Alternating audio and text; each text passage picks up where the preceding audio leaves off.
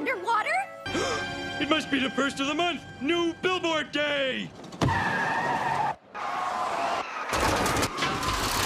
Twilight announces that the Fetlock Fete, a traditional Ponyville dance gala, is coming to the school and open to everyone, including the students, renaming it the Amity Ball. Since everyone is invited, Sandbar, not so subtly, asks Yona to be his date for the dance. Oh wait, I'm sorry, I meant best pony pal. No romance here. Anyway, Yona takes this literally and asks most of the main six to help her fit in among her pony peers. Hello everybody, and welcome back to At the Screening on Prom Night. I'm the voice of reason. And I'm Thespio, and today we're talking about My Fair Yona. I mean, the yak speech. I mean, yakless. I mean, she's all yak! With the special guest, apparently. Please welcome Aramau, the fiery secretary. Seriously, how'd you get in here? Military clearance. Hey, hypocrite! Just because you don't like people breaking into your base doesn't mean you can do it yourself! Bow down, peon. Yes, mighty overlord! Yeah, no offense, Ari, but this is a professional environment and— What are you saying, voice? That Yona is unprofessional? That my Yona wig does not fit in a workplace environment? Seriously, voice, just go with it! It's the best thing you can do if you want to keep your spine inside of your body! Okay. Today, we are looking at the latest episode involving the Student 6, with our very good friend Aramau to talk about it. Since I did barge in, I shall give my hosts the privilege of going first. I can be patient. Within reason. Yes, ma'am! Anyways, just from taking a quick glance at the synopsis, one could think that this would be some kind of run-of-the-mill school dance story that I'm surprised even Disney Channel isn't sick of yet. But thankfully, with a character like Yona being so likable and adorable, it makes watching this story much more entertaining. It also helps that she herself takes the initiative to try and fit in with pony culture without peer pressure.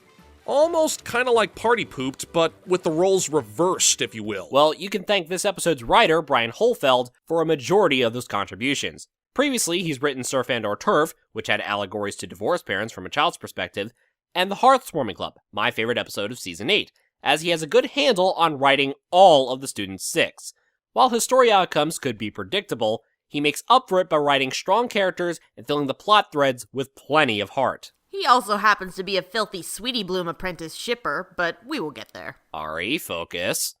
She's All Yak is no exception, as he puts Yona's emotions on full display, coming to the best teachers to have her feel like she belongs. I am proud that the show continues to stress that differences shouldn't hinder one from becoming friends with others, and that differences in culture, biology, ability level, and other unchangeable factors don't matter as long as you care for and have fun with one another. MLP has come a long way from dragons are big and scary, and griffins are all grumpy and mean, to every creature is invited and valued. Some may see that as an overcorrection. I see it as growth from a rather narrow point of view that may have been culturally passed down. And 3, 2, 1... And Yona's so cute, and the best one to show off differences because she has the language barrier and she's so fluffy and adorable. I just want to squish her.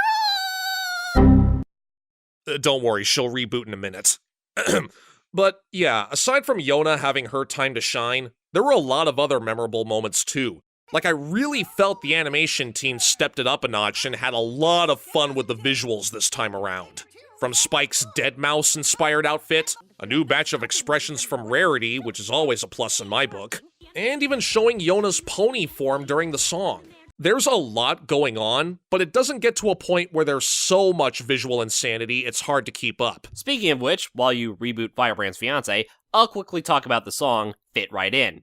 While the show has dipped into Broadway-esque songs dating back to Season 1 with its tributes to Stephen Sondheim, it wasn't until Season 8 that we really dove into sounding like a Broadway musical. Songs like School of Friendship, We're Friendship Bound, and A Kieran Tale could be heard in a modern musical. Fit Right In could rival Popular from Wicked with a more upbeat tempo given the subject matter.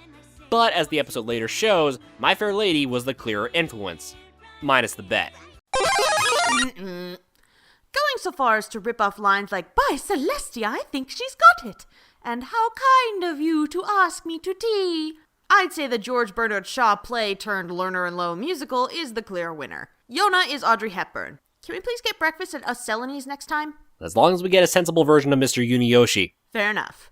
I was so pleased at how genuine this episode was. Sometimes plots like these can come off as fake and too catery, but Yona's earnestness in wanting to fit in is too pure to feel kitschy. It feels like a real schoolyard crush from Sandbar's side and a true effort to make a friend happy on Yona's. I remember when I was younger, I would do things I didn't really enjoy for my friends. I played sports so I could hang out with one of my friends even though I was made fun of for being too fat. Learning things and making an effort on behalf of someone you care for is very relatable, and I think the episode did a good job of making the concept obvious for all ages. And even though the message of just be yourself is done to death, their method of delivery, from a blushy-faced Sandbar crushing on an equally blushy Yona, is too charming for me to care about staleness. Also, let it be known, Yona Bar is a ship I didn't even know I wanted. Mostly because Ari threatened us to want it. What was that? I couldn't hear you over my Tommy, dear. I said I give this episode a hooves up. Yeah, same. Hooves up all the way. I'm giving it a hooves up too. Cute, sweet, genuine, and a callback to one of my first and favorite musicals of all time. Well, thanks for having me here, boys. I'll be taking my leave now. But first, here are some pamphlets for the newly formed Yona fan club I'm starting. You're free to join whenever you wish. So long! Well, it's a good thing I didn't tell her I'm the president of the GGG. The what? The Gals Gabby Gilda fan club. Ugh. You know, Voice, if you love Griffins so much, why don't you just move to Griffinstone if you think it's such a utopia? Oh, wait! Off topic, we'll see you next time for Frenemies. Until then, thanks for stopping by the balcony. I'm the voice of reason. And I'm Thespio. See you next week.